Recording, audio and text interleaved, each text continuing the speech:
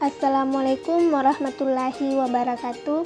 Halo teman-teman, selamat datang di video keterampilan berbicara dan mempresentasikan di bangku tingkat sekolah dasar. Perkenalkan, nama saya Makfira Ramadhani dari kelompok 3. Adapun teman kelompok saya yaitu Lutfia Sulfah Muhlis, Siska Amelia, Jumriani, Adelia Cahyani, Tania Naswa Nurillahi, dan Selvi. Silakan disimak video pembelajarannya ya. Pertama, pengertian keterampilan berbicara. Menurut Nurgiantor, berbicara adalah aktivitas berbahasa kedua yang dilakukan manusia dalam kehidupan berbahasa, yaitu setelah aktivitas mendengarkan.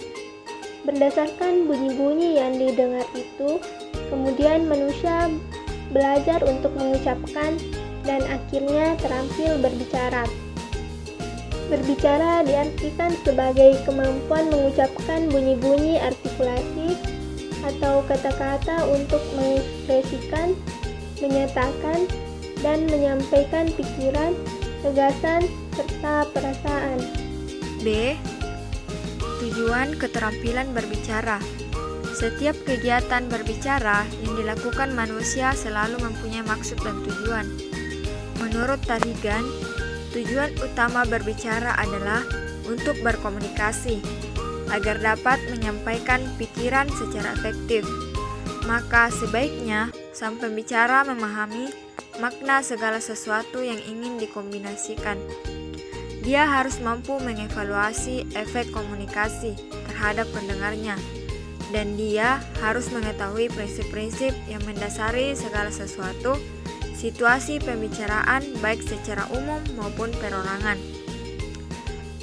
Adapun menurut Jago, tujuan pembicaraan biasanya dapat dibedakan atas 5 golongan, yaitu yang pertama menghibur, kedua menginformasikan, ketiga menstimulasi, keempat meyakinkan, dan kelima menggerakkan. C.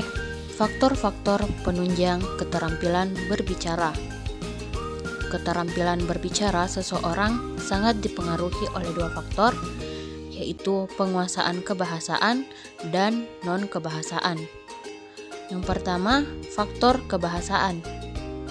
Keefektifan berbicara seseorang sangat dipengaruhi oleh faktor-faktor kebahasaan yang dikuasainya. Faktor-faktor tersebut antara lain adalah ketepatan ucapan atau tata bunyi, penempatan tekanan, nada, sendi, dan durasi. Yang kedua, faktor non-kebahasaan. Faktor-faktor yang termasuk faktor non-kebahasaan adalah A. Sikap yang wajar, tenang, dan tidak kaku. B. Kontak mata atau pandangan harus diarahkan kepada audiens atau halayak pendengar. C. Gerak-gerik dan mimik yang tepat. D. Kenyaringan suara. E. Kelancaran. F. Relevansi atau penalaran. D. Strategi keterampilan berbicara. Pemilihan strategi berbicara dapat dibedakan berdasarkan ada dan tidaknya teks. Strategi-strategi tersebut adalah sebagai berikut. Yang pertama, impromptu atau spontan. Artinya, pembicara tidak ada persiapan untuk bicara, jadi sifatnya spontan. Yang kedua, hafalan. Artinya, sebelum bicara, pembicara telah mempersiapkan naskah pidatonya, kemudian menghafalkan kata demi kata. Yang ketiga, naskah. Artinya, ketika bicara, pembicara membacakan naskah atau teks yang telah disusunnya. Yang keempat, ekstemporan atau tanpa teks. Artinya, pembicara hanya membawa catatan-catatan penting yang akan disampaikan ketika di panggung. E. Pengertian presentasi. Presentasi adalah penyajian karya tulis atau ilmiah seseorang di depan forum undangan atau peserta atau suatu kegiatan berbicara di depan publik atau audiens atau hadirin. dalam rangka mengajukan suatu ide untuk mendapatkan pemahaman atau kesepakatan bersama. Orang yang menyampaikan presentasi disebut presentator atau presenter, sedangkan orang yang menghadiri presentasi disebut audiens. F. Pondasi dasar membuat materi presentasi yang baik. Dalam pembuatan materi presentasi yang berkualitas tentu membutuhkan dasar-dasar yang menjadi patokan maupun pondasi agar terciptanya suatu kondisi di mana para audiens memerhatikan dan memudahkan pemahaman yang disampaikan oleh presentator. Pondasi-pondasi dasar tersebut yakni 1. Keahlian, yaitu penguasaan materi yang baik dapat menimbulkan a. meningkatkan rasa percaya diri, b. mampu menyampaikan materi secara mendalam, c. dapat memberikan yang terbaik untuk audiens.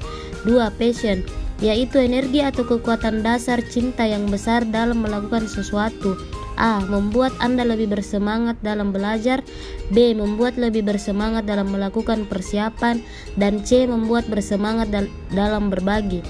3. Pemahaman diri, yaitu sebelum Anda mampu mengenal diri sendiri, tidak mungkin Anda mengenal dunia di sekitar dengan benar dan menjadi pembicara yang efektif.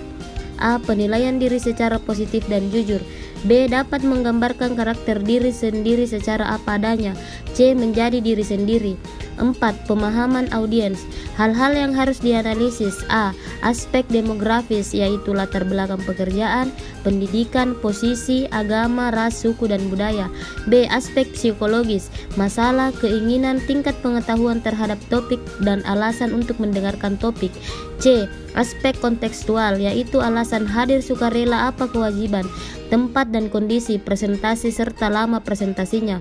D. Melakukan analisis pribadi. E. Wawancara dengan panitia. F. Wawancara langsung dengan audiens. Dan G. Pengamatan selama presentasi. G. Membuat kerangka dan materi presentasi. 1. Struktur presentasi. A. Pembuka, B. Isi atau pembuka, C. Penutup. 2. Menyiapkan bahan utama presentasi. A. Brainstorming, B. Mind map atau peta pikiran, C. Logical struktur. 3. Melengkapi bahan presentasi. 4. Menambahkan informasi pendukung yang relevan, kutipan serta data atau fakta. H. Trik dan tips pendukung presentasi.